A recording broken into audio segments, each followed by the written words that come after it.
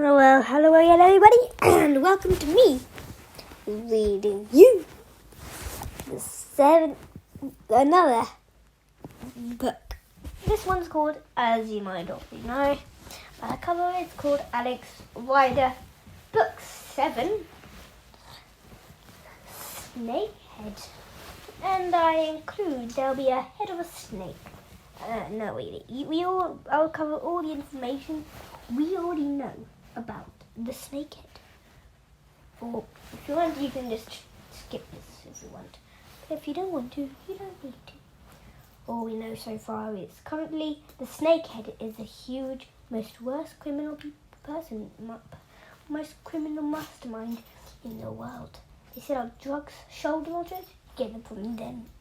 I'm using the words from the book for this thing. If you want any shoulder launchers, well, get them things. If you want any illegal things, get it from them. Snakehead. They're an illegal constellation, and their top man is Major or Winston Hugh. That's what we know about the snakehead. Oh, and don't forget. Oh yes, Alex is currently with snakehead. Regrouped with Ash, because sadly they forced Alex to go without Ash. Shocking. So let's carry on. What chapter are we today? Chapter, I don't know actually. See it. Chapter 14. The librarian star. In fact, there were 20 people inside the container, huddled together in the half-light, thrown by a single battery-operated lamp. Alex knew at once that they were refugees. He could tell from their faces. But not just for Jean. With their faces, not just for Jean. Sorry about the zip. I'm going to sleep in the tent tonight. Not just for Jean. As you know, I'm 8 years old. My name is, I can't say though, but I'm not 4, I'm 8 years old. So yes, I'm going to sleep in a tent, so I'm just zipping up my sleeping bag thing. I'm still zipped up. No more zipping up noises. So, don't worry, in 3, 2, 1, go. The face is not just for Jean, but afraid, far removed from their own world. Most of them were men, but there were also women and children. A couple of them as young as 7 or 8. I'm 8. Alex remembered what Ethan Brooke had told him all about illegal immigrants when he was in Sydney. Half of them are under the age of 18. Well, here was the proof. There were whole families locked together in this metal box, hoping and praying that they would arrive safely in Australia. But they were powerless, and they knew it. Utterly depended on the goodwill, and they knew it.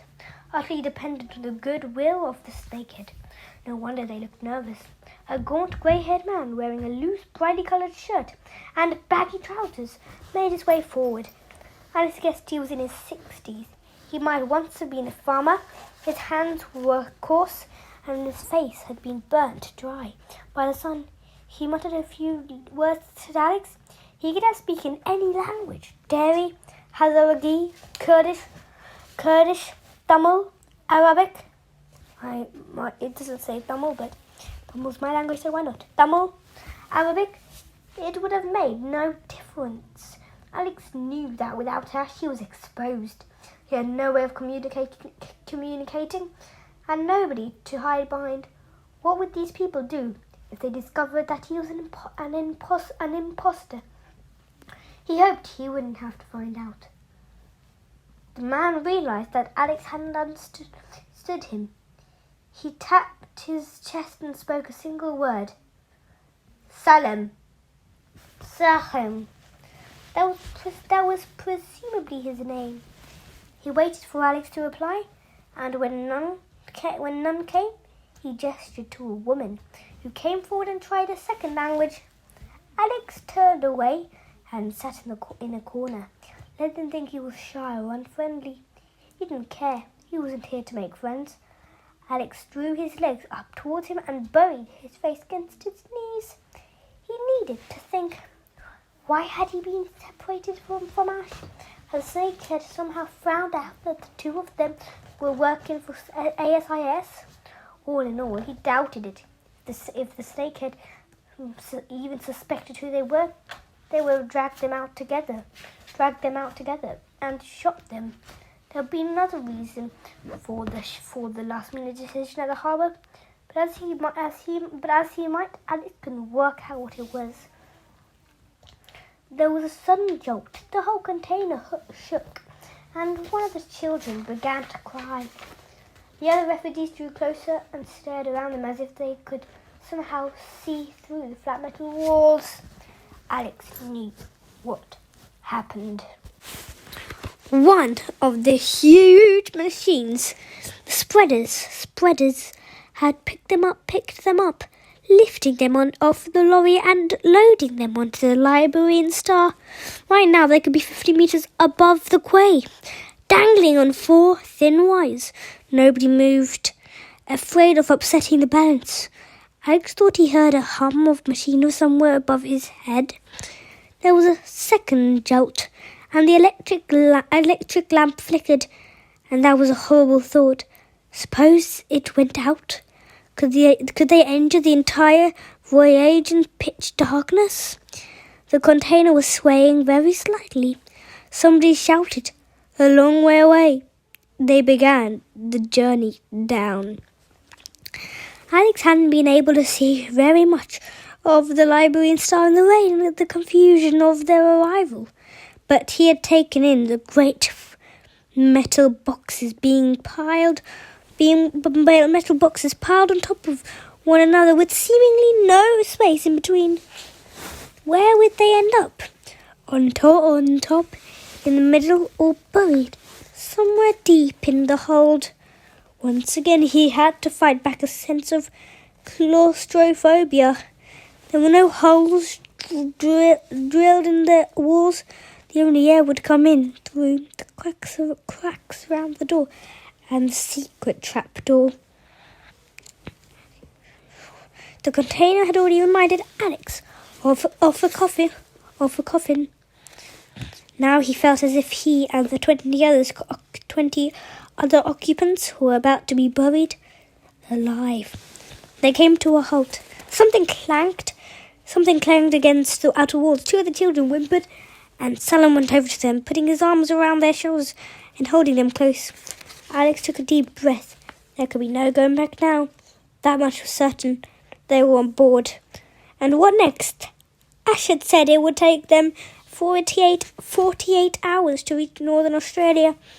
And by the time they had waited to be unloaded, it couldn't be as much as 3 or 4 days.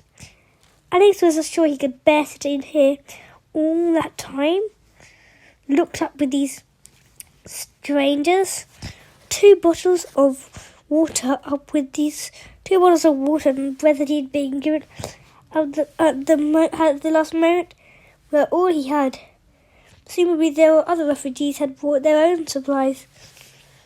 There was a chemical toilet in the far corner, but Alex knew that conditions inside the container would soon become disgusting. For the first time, he understood how desperate these people must be to make such a journey. For his own part, he knew he couldn't just sit. He couldn't just sit here. He was worried about Ash, and he was going to learn nothing about the Snakehead. Locked up in the dark. Of course, there was always the watch that Smithers had given him. But despite everything, there was no real reason to send out a distress signal. There was still a chance that Ash was just going to have to find him. He had made up his mind. There was nothing he could do until the ship had left Jakarta. But once they were at sea, there was every possibility that the container would be unguarded. Why bother when there was no chance of escape? Alex closed his eyes and tried to sleep. He needed to gather his strength. He wasn't going to use the watch, but there was also another gadget Smithers had given him. Alex had slipped it into position. When the time was right, he would use it to break out. He waited until he guessed they were at least halfway into their journey before he made his move. Over 24 hours had passed, night blending into day, with no difference between the two inside this blank, airless box. The smell was getting worse and worse. At least no one had been seasick, but the chemical toilet was barely adequate for so many people. Nobody was talking. What was there to say? The crossing had become a sort of living death. Alex had caught up on some sleep he'd missed in Jakarta, although he'd had bad dreams. Ash, Thai boxing, sardines. Now he'd had enough. He dug into his pocket and took out the packet of chewing gum and slid open the panel in the side. He had to hold it against the light to see properly. But there were 3 numbers, 1, 5 and 10, even with its own switch. The 5-baht coin was already in position. When Alex climbed into the container, he had pretended to stumble as he reached out to steady himself. He had slipped in behind the sliding bolt. So long as none of the Snakehead members had seen it, it would still be there, magnetically held in place underneath him. Now was the time to find out. He would just have to hope that the noise of the engines and the sea swell would cover any sound made by explosion. He went over to the trapdoor and knelt beside it. He couldn't hear anything outside, and that was hardly surprising. The other refugees were looking at him, wondering what he was doing. There was no point waiting any longer. Alex pressed the switch marked 5. There was a sharp crack under the trapdoor, and a wisp of acrid smoke rose up inside the container. One of the women began to gabble at Alex, but he ignored her. He pressed down with one hand, and to his relief, the trapdoor fell open, forming a small chute that angled out into darkness. The bolt had snapped in half. That was just enough room for Alex to slither out, but into what? It was always possible that he would find himself in the very depths of the hold, hemmed in on all sides, with nowhere else to go. He had caused a minor panic inside the container. Everyone was talking at once, at least half a dozen languages, fighting with one another all around him. Some came over to him and tugged at his shirt, pleading with him not to do whatever it was he had planned. He looked bewildered. Who was this boy, travelling on his own, who dared to antagonize Snakehead by attempting to leave without permission? And how had he done it? They had heard the bolt shatter, but that was all. It seemed to have happened by magic. Alex looked Salim in the eye and pressed a finger against his lips. He was pleading with the old man to be silent and not to let the others give him away. It was the most he could hope for. These people were here to make a journey. He was nothing to do with them. With a bit of luck, none of them would try to follow him, or worse, still tell the ship's crew what had happened. But if he waited any longer, one of them might try to stop him. It was time to go. Still not sure what he was letting himself in for. Alex slid through the trapdoor head first, easing himself into the black square that had opened up below. It was much cooler outside. He had been sharing the same air with 20 people for an entire day and night. And he had been unaware how stifling it had become. It was noisier too. He could hear the hum of the ship's engines, the grinding, grinding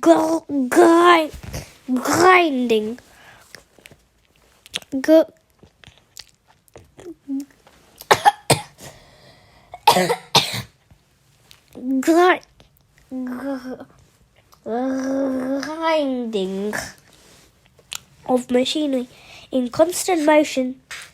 But at least there was a way out. Alex found himself in what was effectively a long, flat tunnel. You take over now.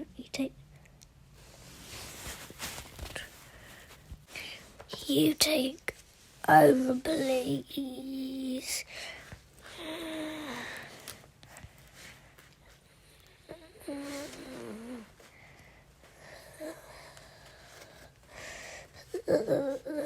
Okay. Alex found himself in what was a flat tunnel. The containers were piled up on top of him, and he could sense their huge weight pressing down, but there was a cool space about half a meter high. Between the floor above him, the ceiling of the container below, between the floor above him and the ceiling of the container below, he could see the daylight bleeding in. A narrow strip like a crack in the brick wall. Using his knees and elbows, he pushed himself towards it. It was a painful process. Alex constantly scraping his legs and banging his shoulders on the rusty metal above and below him. At last he reached the edge only to find himself high above the deck, caught 3 stories up, a tower of containers with no obvious way to climb down. Alex could see the ocean rushing past on the other side of the ship. There was no sign of land. For a moment he was tempted to crawl back inside. He had nowhere to run. He would be safer with Salem and the other. He'll be safer with Salem and the others. He'll be safer with Salem and the others.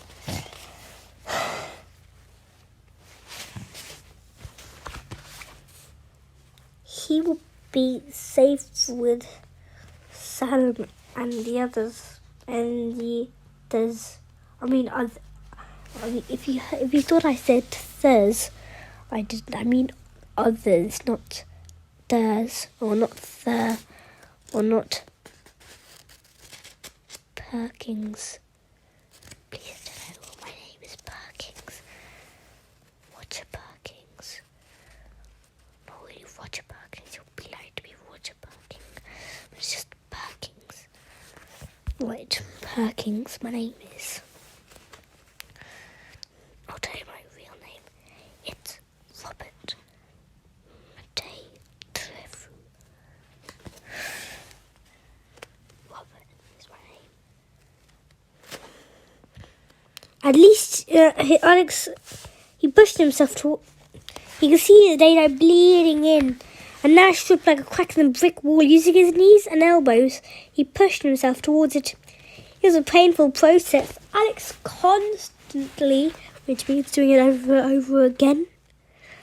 Alex constantly scrapping his legs and banging his shoulders on the rusty metal above him and below him. At last he reached the edge, only to find himself high above the deck, caught 3 stories up, a tower of containers with no obvious way to climb down. Alex could see the ocean rushing past on the other side of the ship. There was no sign of land. For a moment he was tempted to crawl back inside. He had nowhere to run. He would be safe with Sam and the others. And was there really any chance of finding Ash? The library inside was huge. For he held more than 1,000 containers. Ash could be stuck in any one of them. Looked up with his own crowd of refugees. Alex felt helpless, but going back would be admitting defeat. Ever since he had first encountered Snakehead in Bangkok, he had allowed them to push him around. He'd had enough. It was time to fight back. He'd come out of one of the long sides of the container, and there was a sheer drop to the deck. Below, there was no way down, so he crawled all the way along the edge and round to the foot. Here he had more luck. The container doors were fastened with long steel rods that formed a climbing frame. And there were the marking metal security pins and padlocks. And that would provide perfect footholds. Alex knew he had to move quickly. It was still night. It was still light. He guessed it must be late afternoon, and he would be seen by anyone who happened to appear on deck. On the other hand, he would have to be careful. If he slipped, there was a long way to fall. Holding on to one of the rods, he began that journey down, trying to ignore the sea spray that whipped into his back and made every surface slippery. His worst fear was that a crew member would come out, and despite the danger, he forced himself to move faster. Finally dropping the last few meters and crashing down onto the deck, anxious to get himself out of sight. Nobody had seen him. He looked back up, checking the position of the container in case he needed to return. There was a name on Unwin Toys in great black letters. Alex thought about the secret it concealed. He had to admit that he had never come across a criminal organization or a crime quite like this. He looked around him. It was only now, crouching in the open air, that he realized how enormous the library in store actually was. It had measured at least 300 meters in length, and it must have been piled up about 40 meters across. The containers were piled up like metal blocks. It must have been 40 meters across. The containers were piled up like metal office blocks, surrounded by decks,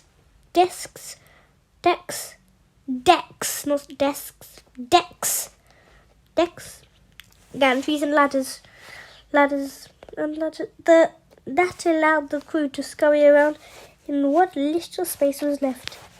Alex was at the stern of the ship, where the huge anchor chain disappeared into the cavity below. In front of him, the bridge rose up, and the eyes and brain of the entire ship. Behind him, the water boiled, turned up by the propellers below. He guessed they might be travelling at about 35 knots, 40 miles per hour. He had already accepted the fact that he had no hope at all of finding Ash. But now that he was out, he decided to explore. There could only be about 24 hours from Darwin. If he could survive that long without being seen, he might be able to get off the ship there and find a telephone. The number that Ash had given him was still just visible on the back of his hand. All he wanted to do was make contact, assuming, of course, that Ash was still able to take his call. In the next couple of hours, Alex explored a large part of the ship. He quickly realized that despite its great size, it was almost entirely made up of containers, and the layout was actually very simple, with 2 decks running all the way from fore to aft, and only limited area for the crew to live and work in. The crew seemed surprisingly small. Only once did he spot a couple of crewmen, Filipinos in blue overalls, leaning against a handrail, smoking cigarettes. How did Alex know Filipinos' name? His name is Filipinos. I wonder, did he wearing something says it, or did he hear him saying by sneaking up on him? In blue overalls, smoking cigarettes. Alex slipped behind a ventilation shaft and waited until they left. There was something else to his advantage in this strange, entirely metal world. There were 1,000 places to hide. There were 1,000 places to hide. It was more dangerous inside, where the clean, brightly lit passageways were lined with dozens of doors, any one of which could open at any time. Alex was just looking for the food store. He was hungry, but just as he came upon it, another crewman appeared, and he had to duck down the nearest stairway. The stairs led to a cargo hold. As he waited for the man to disappear, Alex heard voices. They were speaking English. Intrigued, he continued down. He came to a platform perched on the edge of an arena. It was like an oversized metal cube with sheer walls rising to the deck above. A single container had been stored here. It was also marked Unwin Toys and was locked with the same security pin as the others. 4 men were standing in a semicircle deep in conversation. One of them was obviously in charge. He was standing with his back to Alex, and from his position high above all, Alex could make out was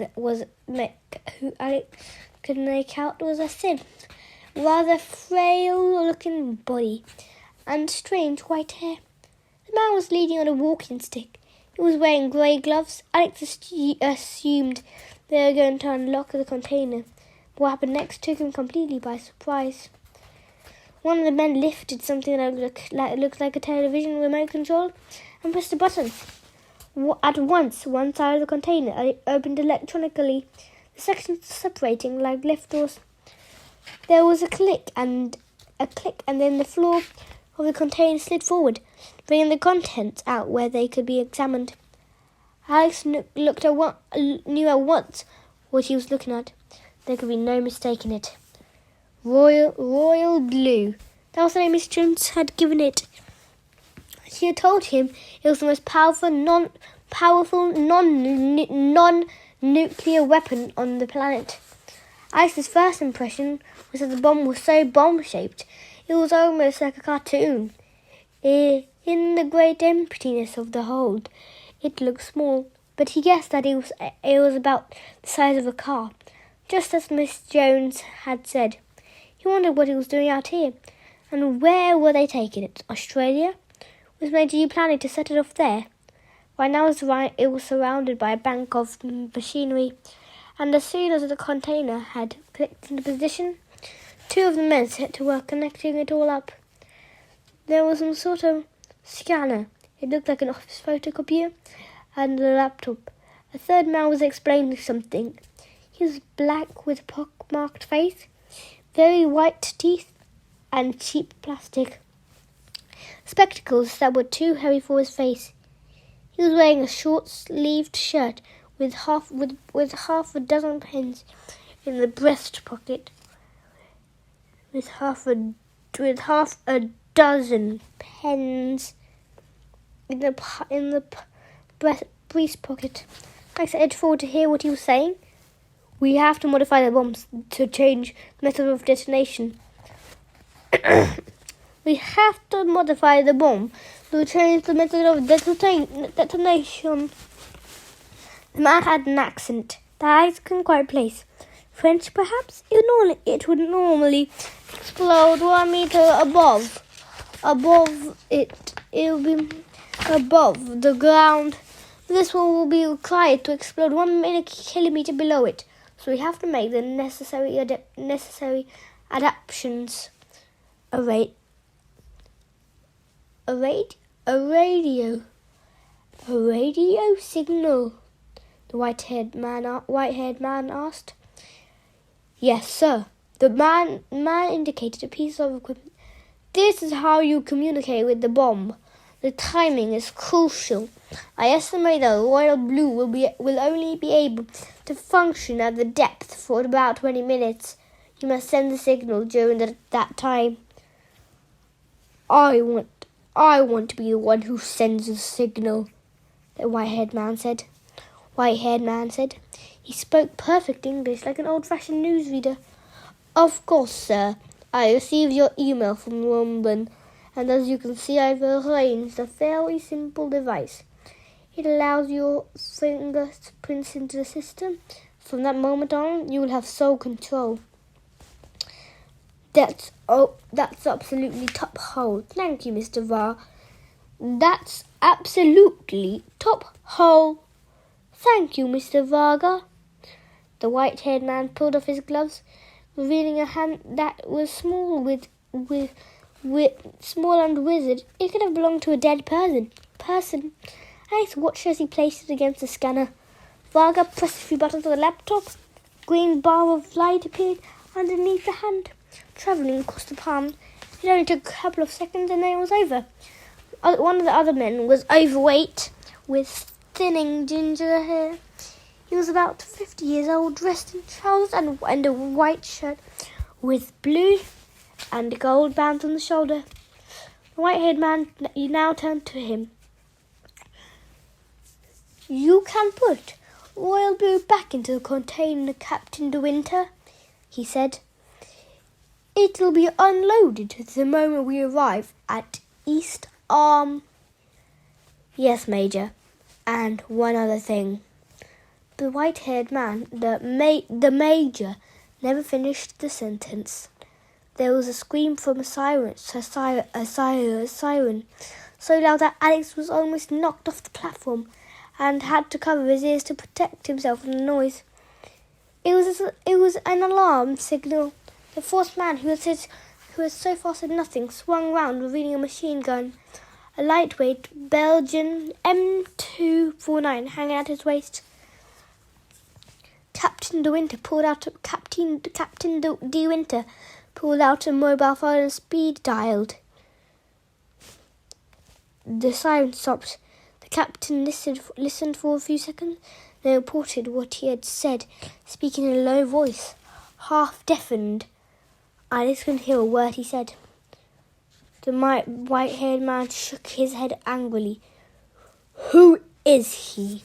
Where did he come from?" "They are holding him on deck," De Winter replied. "I want to see for myself," the Major exclaimed. Come with me. The four of them made for a door set in the side of the hold. A moment later they were gone, and to his astonishment, Alex found himself alone with the bomb. It seemed a heaven-sent opportunity, and without even hesitating, he clambered down the staircase and went over to the container. And there it was, right in front of him. MI6 was searching for Royal Blue all over Thailand, but he had found it in the middle of the Indian Ocean. He had found Winston Yu at the same time, for that was surely who the white-haired man must be. After all, he had heard the captain call him Major. But why were they both here? What did the Major want with the bomb? Alex wished he had heard more. He ran his eyes over it close up. It struck him as one of the ugliest things he had ever seen. Blunt and heavy, but only to kill and destroy. For a fleeting moment, he wondered if he could detonate it. That would put an end to Yu's plans. There they were. But Alice had no wish to die, and anyway, there were at least 20 refugees, some of the children concealed on the ship. They'd be killed too. Perhaps he could disarm it. There was no point. You or the man called Varga would soon see what he had done, and simply reverse it. Could he use one of the exploding coins? No. Even if they could penetrate the thick shell of Royal Blue, what then? Anything he damaged, you could easily replace. He had to do something. The four men might be back at any time. He grasped the laptop. That was when he saw the instructions printed in capital letters on the screen. Place hand on screen. The laptop was still connected to the scanner. Alex could see the outline of a human hand, positioned exactly to read the user's fingertips. Acting on an impulse, he placed his own hand on the glass surface. There was a click, and the green light rolled underneath his palm. On the laptop, the readout changed. Fingerprint profile has accepted. Add further authorization U/N. Alex read out and pressed the Y. The screen returned to its first message. Place hand on screen. That was interesting. He had given himself the power to override the system if he ever happened to come across it again, and with a bit of luck, neither Major Yu nor Mr. Varga would notice. There was nothing more he could do. Alex made his way back to the staircase and went up, intending to find somewhere to hide. He would wait until he got got Darwin, and he would contact Mr. and tell her about her precious bomb. If she asked him nicely, he could even defuse it for her.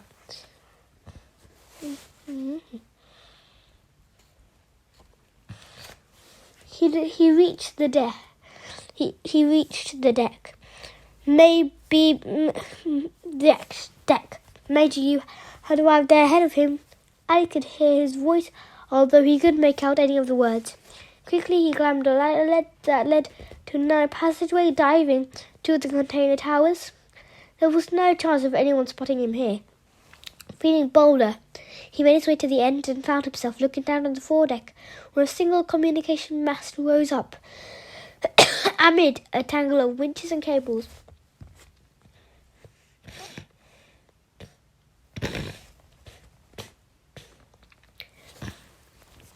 It had got Major Yu and his men out. Perhaps he had thought the siren was a useful diversion, perhaps announcing some problems in the engine room. It had got Major Yu and his men out of the way at exactly the right moment, but now he realised that it hadn't been a good news at all. In fact, it could hardly have been worse. The old man from the container, Salim, had decided to follow Alex out. He must have squeezed through the trapdoor and found his way onto the deck, but there his luck had run out. A couple of the crew had discovered him. They were holding him now with his hands pinned behind his back. When Major Yu questioned him, Captain De Winter and Vargo was watching.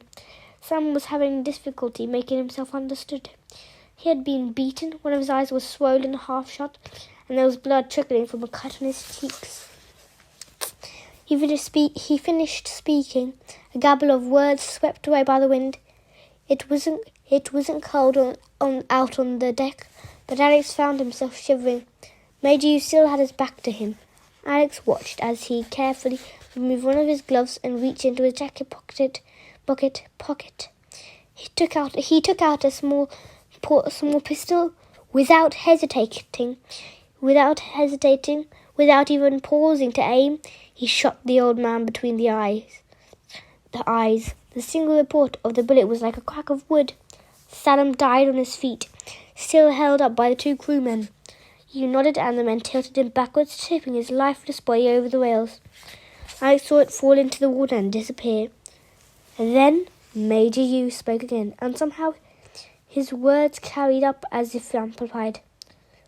There is a child on this ship, he exclaimed. He has escaped from the container. I don't know how. He must be found immediately and brought to me. Do not kill him unless absolutely necessary. Alex was on his own, unarmed, on a ship many hundreds of miles from dry land. He had nowhere to run. There were going to be 30 men looking for him, and he had no doubt that they will all be armed. They would start at one end and sweep all the way to the other. And when they found him, he knew exactly what to expect. He backed away and set out, finding somewhere to hide. Well, that was the first chapter finished. That's now for the only chapter left. Actually, forget about it. Actually, the last one took nearly 40 minutes. That was only about 20. The next one's about to be 30. So I'm not going to do the next chapter, but goodbye everyone, and thank you for listening to this.